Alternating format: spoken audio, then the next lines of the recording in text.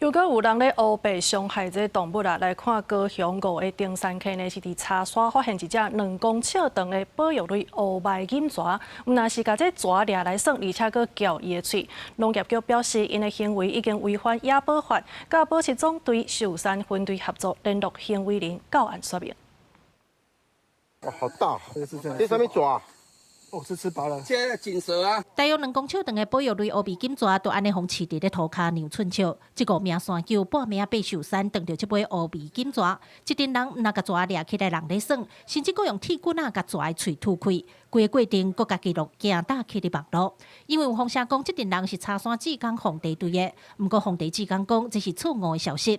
而且乌鼻锦蛇伫寿山真正喊得快，这群人看到佫无珍惜，真正无应当。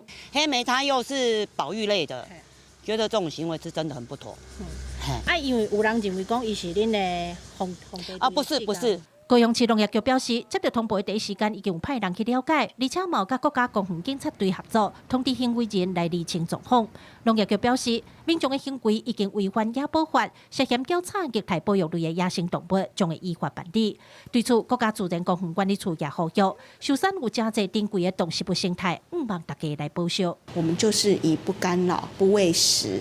然后不要去接触它，那让野生动物它其实在那里可以好好的生活，那我们也达到我们的可以休闲的利用这个柴山都当做我们假日休闲的好去处。任意骚扰、虐待保育类野生动物，最高可处1年以下有期徒刑、拘役或并科新台币30万元以下罚金。